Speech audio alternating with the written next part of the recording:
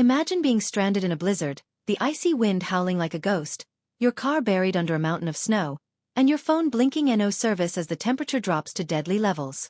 Now picture this. A mysterious stranger pulls up in a sleek black SUV. His piercing eyes locking onto yours, not with pity, but with an intensity that sends a shiver down your spine. Who is he? Why does he seem so familiar? And why does this chance encounter feel like the beginning of something impossible? If you've ever felt like life has pushed you to the edge, if you've ever prayed for a miracle when all hope seemed lost, then this is the story you've been waiting for. Because what happens next will shatter every expectation, rewrite destiny, and prove that sometimes, the greatest blessings come disguised as storms. You're here because you crave real stories. Raw, emotional, and life-changing. Maybe you're a single mom fighting to keep the lights on, or maybe you've just hit a wall and need a sign that things can get better. Whatever brought you here today, this is the moment your perspective shifts. By the end of this video, you'll have the answers you've been searching for. How does one night change everything? What secret is the millionaire hiding? And why does this feel like more than just luck? Stick with me, because I'm not just telling you a story. I'm pulling you into an experience that will linger long after the screen fades to black. Let's talk about her first. Emily Carter, a 32-year-old single mother working 2 jobs just to keep her 6-year-old daughter, Lily, in ballet lessons. She's the kind of woman who smiles through exhaustion, who stitches her dreams into the quiet hours after midnight. But tonight, the universe has other plans. A wrong turn, a stalled engine, and suddenly, she's trapped in a snowstorm with no way out. The cold isn't just biting. It's hungry. And then, headlights. Enter Daniel Hartman, a reclusive tech millionaire with a reputation for ruthless deals and a past no one dares to whisper about. He's not the kind of man who stops for anyone. So why does he kneel in the snow to help a stranger? Why does his jaw tighten when he sees Lily's stuffed bunny peeking out from the back seat? Here's what you need to know. Nothing about this rescue is random. There's a reason their paths crossed in this storm. A reason Daniel's hands shake as he wraps his coat around Emily. A reason the snowflakes seem to freeze in midair when their eyes meet. You'll think you've figured it out. Wealthy hero saves damsel in distress, right? Wrong. This isn't a fairy tale. It's a collision of secrets, and the truth. The truth will leave you breathless. So tell me, do you believe in fate? Or do you think some meetings are engineered by something darker? Hold that thought. Because just as Emily steps into Daniel's world, just as the mansion's doors swing open to reveal a fireplace larger than her entire apartment, she hears it, a child's laughter echoing down the hall. A laugh identical to Lily's. And that's when she realizes, she was never supposed to survive this storm. Emily's breath catches in her throat as the sound of that laughter, so eerily like Lily's, fades into the grand shadowy halls of Daniel's mansion. The warmth of the fireplace does nothing to ease the chill creeping up her spine. She clutches Lily tighter, her mind racing. Who else is here? The opulence around her feels suffocating.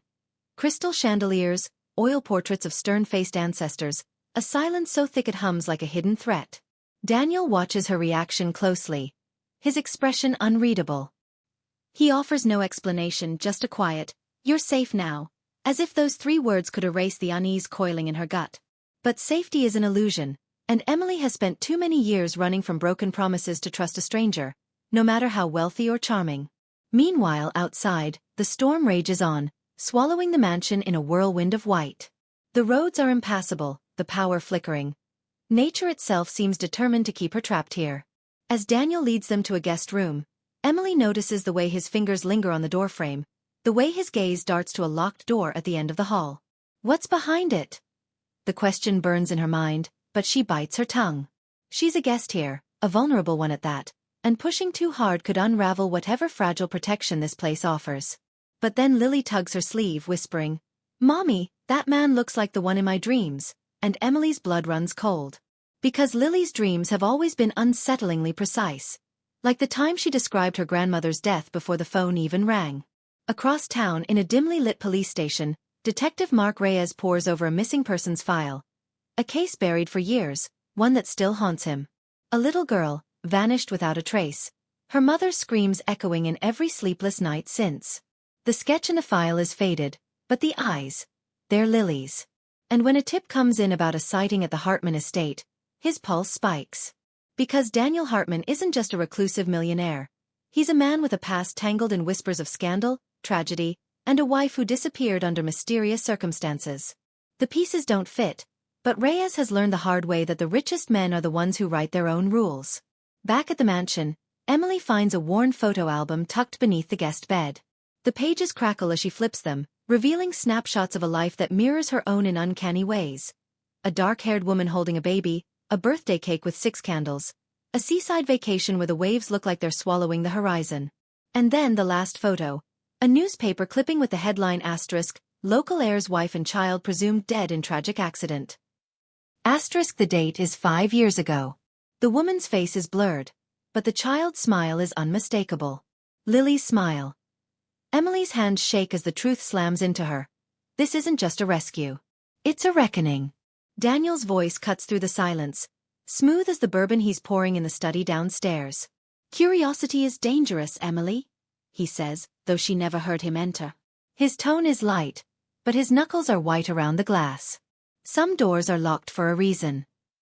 Outside, the wind howls like a warning, and the mansion's walls seem to lean in, listening.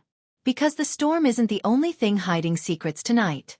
And by the time the snow melts, someone's life, maybe all of theirs, will be forever changed.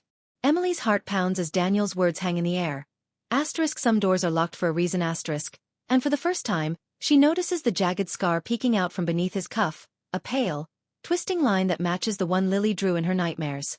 The room suddenly feels too small, the air too thick, and every instinct screams at her to grab Lily and run. But where? The storm has turned the world outside into a frozen wasteland, and the only phone in the house sits on Daniel's desk, just inches from his grasp.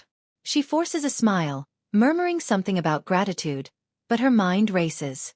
That newspaper clipping, the laughter in the hall, the way Daniel's voice cracks when he says Lily's name. None of this is coincidence. Downstairs, the grandfather clock chimes midnight, its hollow echo vibrating through the mansion like a warning. Emily waits until Daniel retreats to his study before slipping into the hallway, her bare feet silent on the cold marble. The locked door at the end of the hall taunts her, its brass knob gleaming under the flickering candlelight. She presses her ear against the wood and hears it, the faintest sound of a music box playing Twinkle Twinkle Little Star, the same lullaby she sung to Lily since she was a baby. Her breath hitches. Is someone else's child trapped in there? A floorboard creaks behind her, and she whirls around to find not Daniel, but an elderly housekeeper clutching a tray of tea, her eyes wide with something between fear and pity. You shouldn't be here, dear, the woman whispers, glancing over her shoulder. Not after what happened to the last one. Meanwhile, Detective Reyes' car skids to a halt outside the Hartman estate gates, the tires spraying slush as he flashes his badge at the security camera. The storm has eased just enough for him to make the drive, but the real tempest is inside that house. His radio crackles with updates, another missing child case, this one from 3 states over, with a sketch that's a near-perfect match for Lily. The pieces are falling into place, but time is slipping away.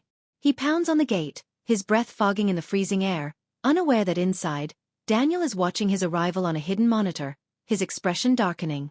She wasn't supposed to remember, he mutters to the empty room, fingers tightening around a silver locket containing a photo of a woman who looks exactly like Emily.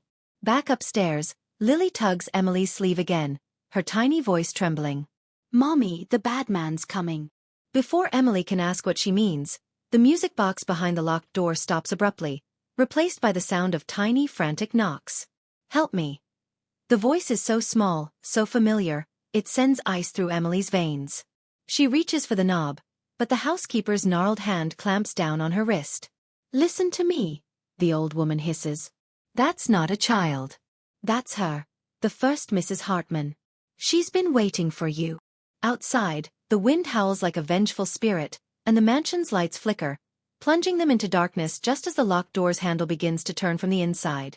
The door creaks open slowly, revealing not a ghostly figure, but a small pale hand reaching out from the darkness. Emily's breath catches. It's a child, but not Lily, not even the first Mrs. Hartman. The girl's hollow eyes lock onto hers, and in that instant, Emily recognizes her from the faded newspaper clipping, the missing heir's daughter, presumed dead. But she's alive. Trapped. And the resemblance to Lily is so uncanny it makes Emily's stomach twist. Before she can react, Daniel's voice booms from the staircase, His usual calm shattered into something raw and desperate. "You weren't supposed to find her," he shouts, his polished facade crumbling as he lunges toward them. Detective Reyes bursts through the front door just as the housekeeper steps into Daniel's path, her frail body trembling but her voice steady. "Enough, Daniel. You can't keep replacing them." The truth unfurls like a storm breaking. Daniel's wife and daughter had died in that accident 5 years ago, but his grief had twisted into something monstrous. He'd been searching ever since for a woman and child who resembled them, luring them in during storms when the world wouldn't notice, trying to piece his family back together like a shattered mirror. The locked room wasn't a prison. It was a shrine, filled with toys and clothes for a child who no longer existed. And Emily and Lily? They were the closest match yet. The detective's gun is drawn, but it's Lily who stops everything. She steps forward, her tiny hand outstretched toward the terrified girl in the doorway. "It's okay," she whispers. "He's just sad."